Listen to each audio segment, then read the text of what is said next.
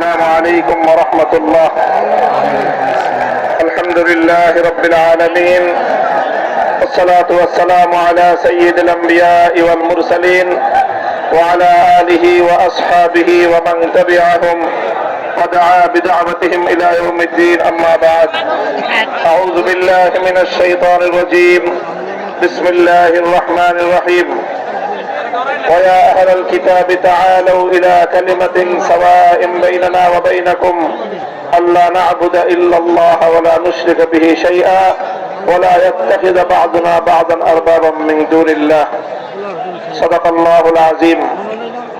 ইসলামী আন্দোলন বাংলাদেশের উদ্যোগে আয়োজিত চরমনাই দরবারে অনুষ্ঠিত আজকের এই ঐতিহাসিক উলামা মাশায়েখ সম্মেলনে উপস্থিত ইসলামী আন্দোলন বাংলাদেশের মুহতারাম আমির পীর সাহেব চরমনাই সৈয়দ রেজাউল করিম হাফিজাহুল্লাহ, অন্যান্য শীর্ষ উলামায়ে কেরাম এবং সমবেত উলামা মাশায়েখ, আমার প্রাণপ্রিয় ধর্মপ্রাণ মুসলমান ভাই ও বন্ধুগণ, সংক্ষিপ্ত পরিসরে কয়েকটি কথা।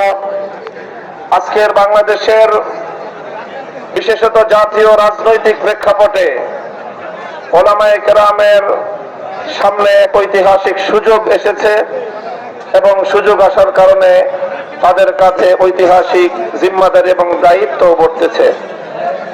আমরা যদি আজকের এই প্রেক্ষাপটে আমাদের দায়িত্ব পালনে ব্যর্থ হই, ইতিহাস আমাদেরকে ক্ষমা করবে না। এই জন্য যাদের কাঁধে দায়িত্বের বোঝা, আমরা শুধুমাত্র এক একজন ব্যক্তি নই। যেমন ইতিপূর্বে অনেক ভাই বলেছেন, হযরত শাইখুল হাদিস আল্লামা আজিজুল হক রাহমাতুল্লাহ আলাইহির দায়িত্বের জোয়াল এখন আমার কাঁধে। হযরত পীর সাহেব মরহুম সৈয়দ ফজলুল করিম রাহমাতুল্লাহ আলাইহির দায়িত্বের বোঝা আমাদের বর্তমান হযরত পীর সাহেবের উপর। মুফতি ফজলুল্লাহ কামিনী রহমতুল্লাহ আলাইহি সহ আকাবিরদের দায়িত্বের বোঝা আমাদের ভাই মাওলানা মুফতি সাখাওয়াত হোসেন রাজির কাঁধে। এমনি ভাবে আমরা বর্তমান প্রজন্ম আমাদের পূর্বসূরীদের রেখে যাওয়া একটি সুন্দর প্ল্যাটফর্মের উপর আজকে আমরা দাঁড়িয়ে আল্লাহর দ্বীনের কাজ করার সুযোগ পেয়েছি।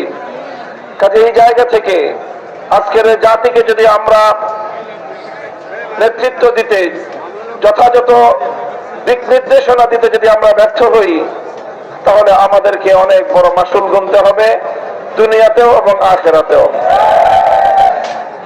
আমি আজকের যে জাতীয় চাহিদা, বিশেষ করে সারা বাংলাদেশের সকল ধর্মপ্রাণ শুধু নয়, যারা ধর্মকে ভালোবাসে অন্তত তারাও ইসলাম প্রেমী সকল মানুষের অভিন্ন চাহিদা হলো ইসলামী নেতৃত্ব তারা ঐক্যবদ্ধভাবে জাতির সামনে অগ্রসর হোক, জাতির সামনে উপস্থিত হোক।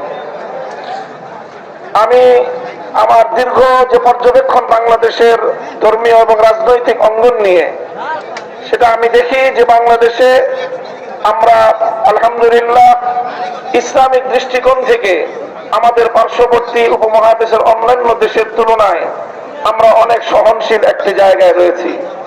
আমাদের বাংলাদেশে ইসলামপন্থীদের মধ্যে পারস্পরিক ঈমান এবং কুফরের কোনো ইখতিলাফ নেই, মতবিরোধ নেই, যেটা আমাদের পার্শ্ববর্তী দেশগুলোতে রয়েছে।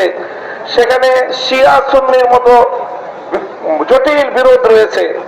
এরপরও সেই সকল দেশগুলোতে আমাদের উলামায়ে দেওবন্দ তারা নেতৃত্ব দিয়ে সেই শিয়া সুন্নি সহ অন্যান্য বাতিল পন্থীদেরকেও বৃহত্তর ঐক্যের মধ্যে তারা তাদেরকে সামিল করে জাতির সামনে ঐক্যবদ্ধভাবে নিজেরা উপস্থিত হয়েছেন।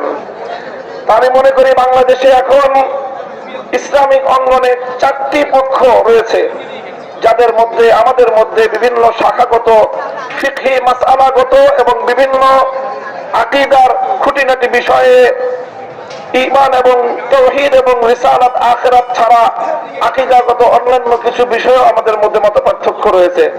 তবে আমরা সকলে একটি কথায় একমত, সেটি হলো আল্লাহর জমিনে আমরা ইসলাম হুকুমত কায়েম করতে চাই। এই এক কথার ভিত্তিতে এটাই হোক আমাদের আগামী দিনের রাজনৈতিক ঐক্যের বুনিয়াদ। যারা যারা আল্লাহর জমিনে কোরআনী শাসন কায়েম করতে চায়, তারা আমরা আগামী দিনে একটি ব্যালট বাক্স নিয়ে জাতির সামনে আমরা এক মঞ্চে হাজির হব। আমি মনে করি বাংলাদেশে অনেকগুলো ইসলামিক মহল থাকলেও বাংলাদেশে ধর্মীয় এবং ইসলামী সেক্টরের কিয়াদত উলামায়ে দেওবন্দের হাতে। এটার মধ্যে কোন ধরনের দ্বিমত অথবা কোন সংশয়ের কোন অবকাশ নেই। বাংলাদেশে যদি 4 লক্ষ মসজিদ থাকে, 3.5 লক্ষ মসজিদের ইমামতের এবং মেম্বারের দায়িত্ব উলামায়ে দেওবন্দের হাতে। কাজে ধর্মীয় সকল অঙ্গনগুলোকে ঐক্যবদ্ধ করার ঐতিহাসিক দায়িত্ব উলামায়ে দেওবন্দের কাছে। আর এ কথা অস্বীকার করার কোনো উপায় নেই। দেওবন্দি উলামায়ে কেরামের সাথে সংশ্লিষ্ট যতগুলো রাজনৈতিক সংগঠন রয়েছে, তার মধ্যে সর্ববৃহৎ রাজনৈতিক সংগঠন ইসলামী আন্দোলন বাংলাদেশ। কাজেই সেই জায়গা থেকে ইসলামী আন্দোলন বাংলাদেশের দায়িত্ব সবচেয়ে বেশি। আলহামদুলিল্লাহ, আমি সাক্ষী দিচ্ছি লাখো জনতার এই মজমায় আমরা হযরত পীর সাহেব চরমনায় সৈয়দ রেজাউল করিম সাহেব হাফিজাহুল্লাহর মধ্যে সেই উদারতা এবং সেই আন্তরিকতা আমি প্রত্যক্ষ করেছি, আমি সাক্ষী দিচ্ছি। এজন্য আমরা আশাবাদী আগামী দিনে ইনশাআল্লাহ আমাদের ঐক্য প্রতিষ্ঠিত হবে।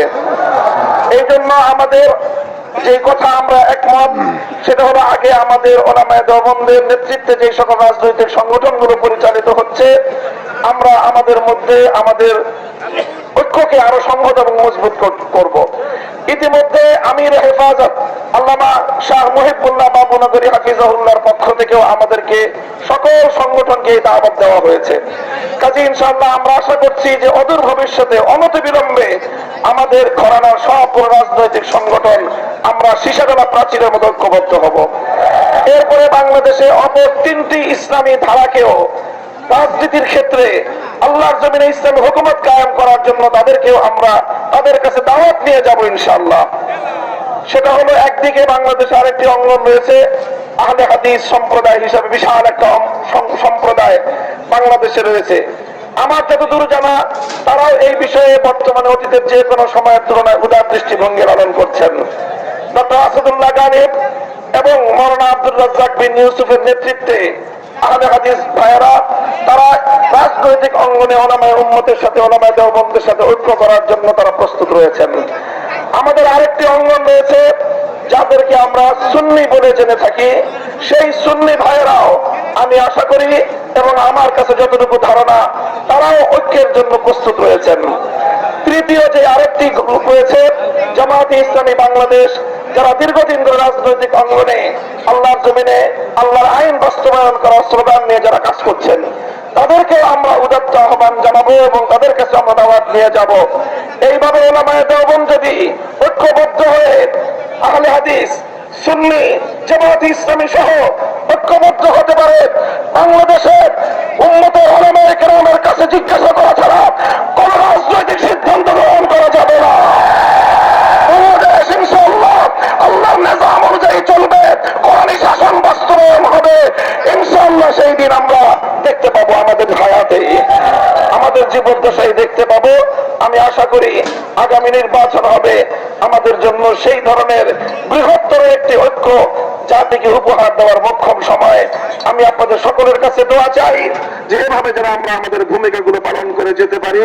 বাংলাদেশ খেলাফত মজলিসের পক্ষ থেকে আমি আজকের এই ভর মজলিসে এই ধরনের কার্যক্রম পরিচালনায় আমাদের শতভাগ উদারতার এবং আন্তরিকতাপূর্ণ ভূমিকা পালন করার প্রতিশ্রুতি দিয়ে যাচ্ছি ইনশাআল্লাহ। নাসরুম মিনাল্লাহি ওয়া ফাতহুন